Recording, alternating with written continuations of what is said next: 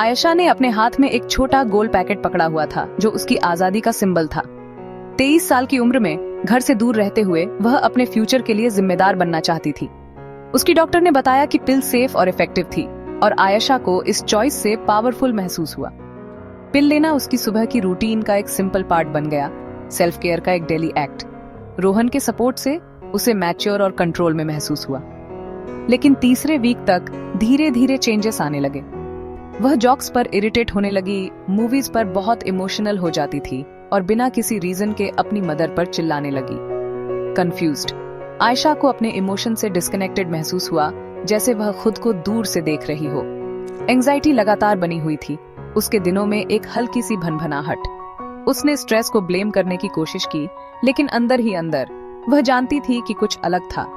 जिस चीज ने कंट्रोल का वादा किया था, अब ऐसा लग रहा था कि वह हाथ से फिसल रही है। आयशा की लाइफ के हर पार्ट में चेंजेस आ गए।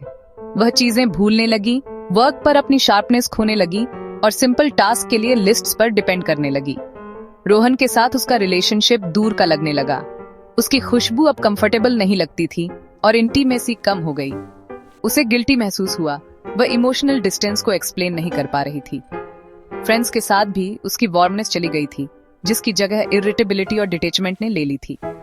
आयशा की बेस्ट फ्रेंड प्रिया ने नोटिस किया, तुम शांत लग रही हो।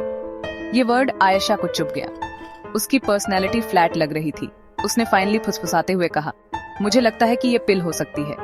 इसे जोर से कहने से ये रियल हो गया। ये सिर्फ स्ट्रेस नहीं था, एक रीजन था।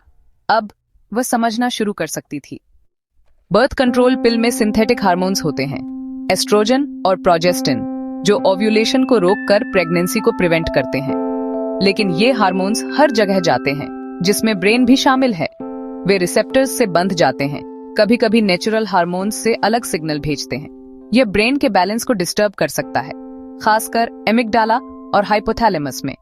एमिगडाला, जो इमोशन को प्रोसेस करता है, ज्यादा सेंसिटिव हो सकता है, जिससे छोटी छोटी परेशानियां बहुत बड़ी लगने लगती हैं। हाइपोथैलेमस बॉडी का मास्टर कंट्रोल सेंटर, स्ट्रेस और दूसरे इंपॉर्टेंट फंक्शंस को रेगुलेट करता है।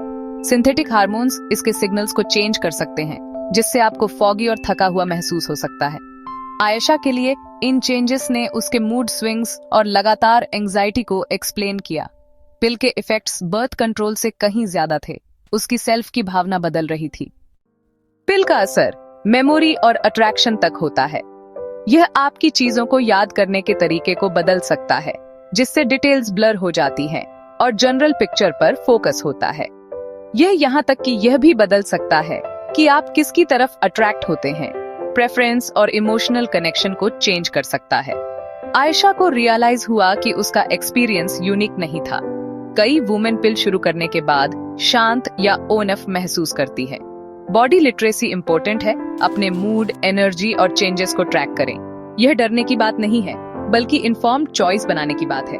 पिल कई लोगों के लिए फ्रीडम देती है, लेकिन यह सबके लिए एक जैसी नहीं है। अपनी इंस्टिंक्ट पर ट्रस्ट करें और अगर कुछ गलत लगे तो अपने डॉक्टर से बात करें। कई ऑप्शंस हैं, जो आपके लिए सही हो उसे ढूंढें। आपकी हेल्थ आपके हाथों में है।